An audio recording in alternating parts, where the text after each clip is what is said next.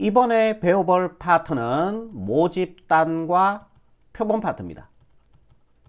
자, 모집단과 표본 파트인데, 자, 만약에 예를 들어서요, 대한민국 성인 남자의 키를 조사하시오. 이렇게 얘기했다고 한번 볼게요. 조사하시오. 대한민국 성인 남자의 키를 조사하시오 라고 얘기했다고 한번 봅시다.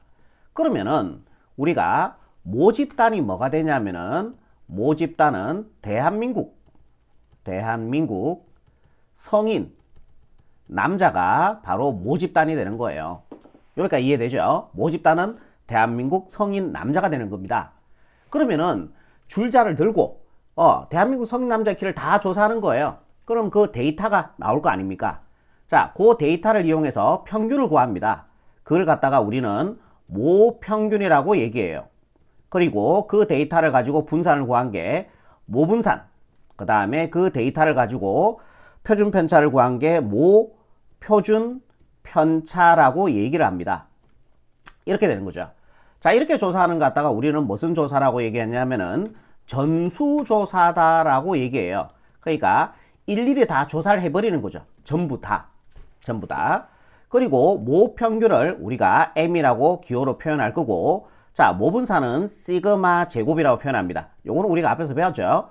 자, 모표준 편차는 시그마 이렇게 표현을 합니다.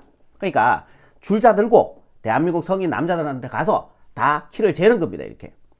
그렇게 조사를 다 하는 걸 갖다 우리는 전수조사라고 얘기하고, 거기서 모인 데이터를 이용해서 평균 구하는 걸 모평균, 그 데이터를 가지고 분산을 구한 거를 모분산, 그 데이터를 가지고 표준 편차를 구하는 게 모표준 편차다라고 얘기를 합니다.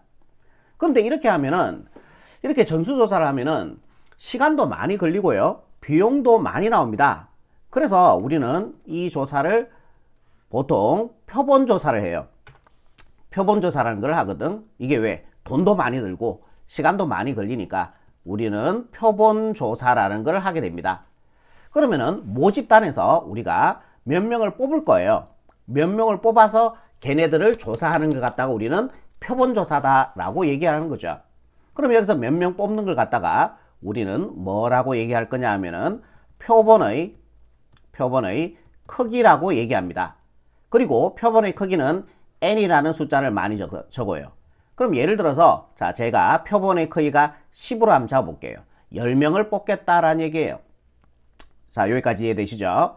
자, 그런데 이 10명을 뽑을 때 원칙이 있어. 무슨 원칙을 지켜줘야 되냐면은 임의 추출을 하셔야 돼요. 임의 추출.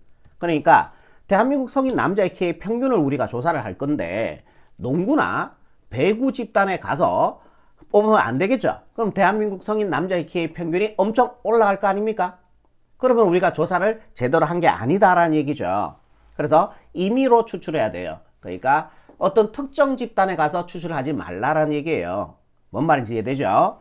자, 임의 추출을 원칙으로 하고, 그리고 복원 추출을 원칙으로 합니다. 복원 추출. 자, 뽑았다가 다시 집어넣어라 라는 얘기입니다. 그러면은 표본의 크기가 제가 예를 들어서 10으로 잡았어요. 자, 이때 10명이 그럼 여기 모일 거 아니에요. 그죠? 10명이라는 데이터가 이렇게 모일 겁니다.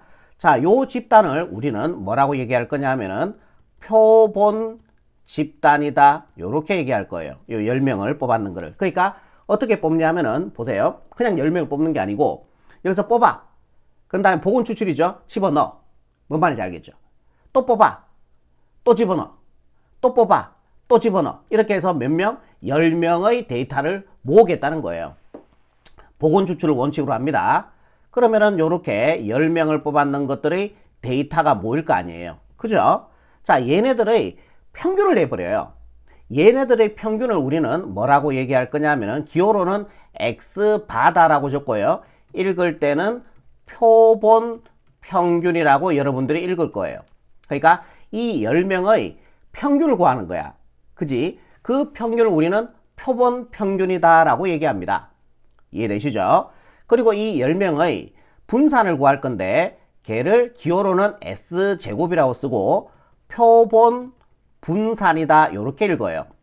오케이. 그 다음에 이 10명의 표준 편차를 기호로 S라고 적고 얘를 표본 표준 편차라고 얘기합니다. 그리고 우리가 실제적으로는 표본 분산이나 표본 표준 편차를 실제적으로 구하지는 않을 겁니다. 그래서 저는 여러분들이 자, 요런 기호가 있다라는 것 정도만 기억해 주시면 될 것 같아요. 실제적으로 문제에서 얘를 구하라는 문제는 그지는 없거든요. 그래서 자, 다시 정리 한번 해봅시다. 자, 여기에서 이미 추출이고 보건 추출인 10명을 뽑아. 그 다음에 뽑고 집어넣고 1명, 또 1명 뽑고 집어넣고, 뽑고 집어넣고, 뽑고 집어넣고. 자, 이렇게 보건 추출을 해서 10명의 데이터가 모일 거 아니에요. 그 데이터의 평균, 이 10명의 평균을 냈는 게 표본 평균이 되고, 그 10명의 분산을 표본 분산, 그 10명의 표준 편차를 표본 표준 편차다라고 얘기를 하는 겁니다. 아시겠죠? 그러면 이 10명의 평균이 자, 우리가 모평균과 같아지겠어요? 실제적으로 줄자 들고 시내 가서 막 다 재는 거하고 같아지지는 않을 거 아니에요. 그죠? 겨우 꼴랑 10명의 평균을 냈다고 해서 모평균과 같아지지는 않을 거 아닙니까? 맞죠? 제 말이 무슨 말인지. 그러면은 이 10명을 일단 뽑아. 그런 다음에 보건 추출해서 걔네들의 평균을 내. 그 다음에 걔를 우리가 X1바라고 해볼게요. 오케이. 그 다음에 다시 또 뽑고 집어넣고 뽑고 집어넣고 뽑고 집어넣고 뽑고 집어넣고 또 10명을 뽑아. 그럼 데이터가 모이겠죠? 그 10명의 데이터가. 걔네들의 또 평균을 또 내요. 그거를 X2바라고 해볼게요. 또 이런 작업을 또 집어넣고 뽑고 집어넣고 뽑고 집어넣고 뽑고 집어넣고 뽑고 집어넣고 또 10명을 또 데이터를 모아. 걔네들을 또 평균을 내. 그거를 X3바라고 할게요. 이거를 전수조사만큼 힘들게 계속 하는 겁니다. 계속. 그런 다음에 이 모인 데이터들 있죠. X1바, X2바, X3바. 얘네들의 평균을 내버릴 거예요.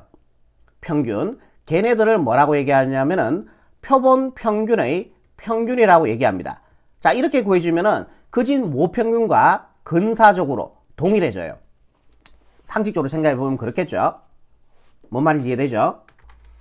근사적으로 같아지는 거죠. 완전히 일치한다고 얘기할 수는 없겠죠. 우리가 배우는 파트가 뭐야 지금? 통계 파트 아닙니까? 그죠? 통계적으로 뭐 같아진다 뭐 그런 느낌으로 받아들이시면 돼요.